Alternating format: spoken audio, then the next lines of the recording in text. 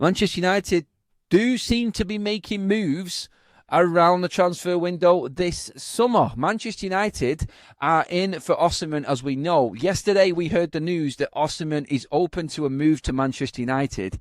And now Fabrizio Romano has come out and said that he's interested in going to Manchester United. So I'll just read out the actual quote on what was actually said. Victor Osimhen would be open to hearing from Manchester United as long as they can agree a fee with Napoli for his services.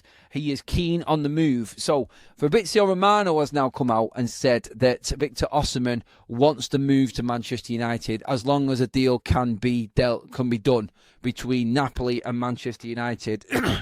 Good news in that he wants to come to United.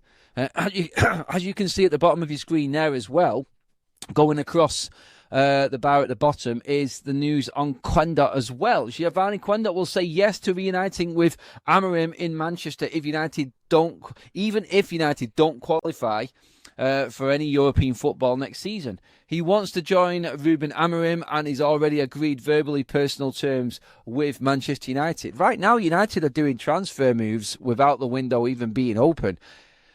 You've got to ask the question then, though, haven't you? Like, is that it? Is that United's window done? Finished? Because Quenda's going to cost 30 to 40 million. We know that Osimhen is going to be 62 million when you add it all together. That's his release clause from Napoli with a year to go. And Napoli will sell Osimhen this summer, 100%. What I want you to do in the comment section is comment in on this as well and let me know. If we bought Osimhen and Quenda, would you see that as Manchester United moving forward? Is that a good move for Manchester United? Are we making the right transfers in bringing both of them players in to the club? I think they are very good signings and would go and fit in any other European club playing in any top division right now. I really do. I think Quenda's top notch and I think Osimhen's one of the elite strikers in the world right now. And if United manage to pull this off or have these deals in the making, in the offing and ready to go, let's not forget, the difference in this is, and I promise you I'm not trying to spin a positive on this here right now. You just had an announcement from Manchester United about Christopher Vival taking the Manchester United full-time recruitment job on less wages than what he was on his initial part-time deal or his trial period or whatever you wanted to call it from the summer. But this is the first time that United have been in the season with the coach employed by INEOS, having a look at everything going on. And we don't know how the structure works in season to season yet because we've only had one summer when they came in and obviously it was a half decent one in terms of how we operated in it. But this is different this time because INEOS are watching the season as well as communicating with Ruben Amorim and seeing everything unfold in front of their eyes. And they are hands-on, let's be honest. As much as we're going to criticise them, they are an ownership model which are at Old Trafford that are watching and structurally everybody of importance in how Manchester United perform and what players come in are watching week in, week out for INEOS and the new setup that we've got. So them now making moves in season, working like a normal football club would. See, everybody always complained about Liverpool going in for a player, bang, bang, bang, all done. It's not just bang, bang, bang, done, like City do, boom, boom, done. There would have been a plan 3 or 4 months in advance and negotiations would have gone down to a certain point, whereas the window just opens and then you can literally just go, tick that, cross that, dot that, deal done. That's what would normally happen in a properly run football club. Maybe we are seeing, and it's a big maybe and a big if, and there's going to be buts in there all the way along this, but Romano has said that Osimhen wants United. He is open to the move. So we know the player wants to go. We know United are looking at him. You know, United want him. Can we move other players around to make this happen? Can we facilitate this move? And United will be working on this now while the season's still going on. So I feel like we're about to get a big, big hit as soon as that window opens up and United go in and make things happen. Whether or not United can afford to bring in other players after this, we don't know. We know we need midfielders. We know we need 10s. I've said all along, you can get the likes of Jonathan David for free. I think that's a good signing.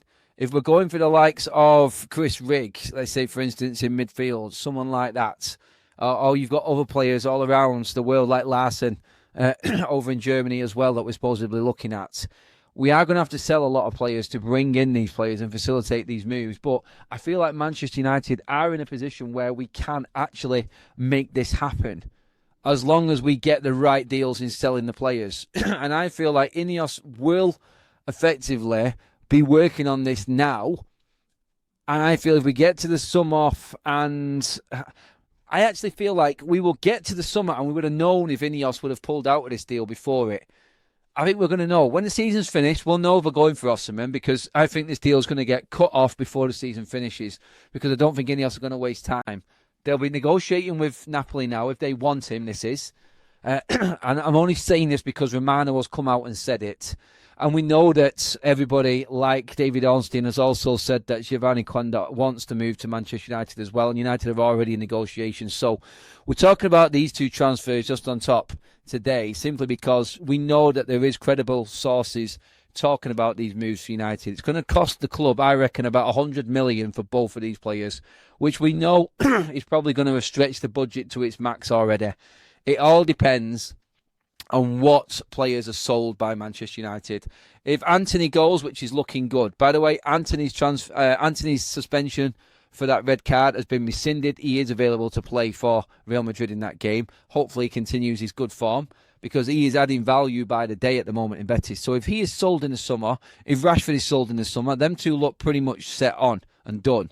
You've got the money coming from Jadon Sancho. There's more than 100 million there in them three players for United, easily with what we're looking at right now. If you think Rashford 40 million, Sancho 25, there's 65 million, there's Osimhen.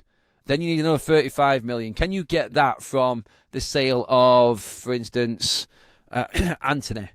Can you get that in? I know we're having to balance the books still, but don't forget Manchester United's wage bill is drastically lower as well, and the instalment payments which we put in place to get these players are more affordable if the wage bill is down as well. It fits in with PSR, it fits in with the financial fair play side of things as well with UEFA. So United are in a position where we can buy these players. If they sold a Garnacho, if they sold a Dalot, then you're talking a different level again. United would have these players, and like I said before, I would still go and buy them free agent players as well, and then try and get that other player in, that midfielder, because I think that is key. Let's not forget, we have already invested in Aiden Heaven, Diego Leon, and Patrick Dorgu. We've got them all in January, and they will be in pre-season training, and they are ready to go. First team players, that's already there. If United go out and buy Quenda, that's the right side of the defence and wing-backs pretty much nailed down. That will be your go-to. Quenda, Dorgu. They're two Ruben Amorim players right there. You bring in the world-class striker, you get your 10 and your 8. That's where the money gets tight. That's where the money ultimately starts to sort of really pinch, and you start to think, right, how am I going to get this deal over the line? And that's where United will be negotiating now. They will actively be looking, and I'm telling you right now, they will actively be looking at the possibility of moving some of the bigger players on right now from that deal. And that's what will be happening. Get your comments in on that one as well. Let me know what you feel about the Osimhen and Quenda deals being done and negotiated in season. Get your comments in on that one. By the way, make sure you have liked the video as well, and you have hit that subscribe button up on your screen right now as well.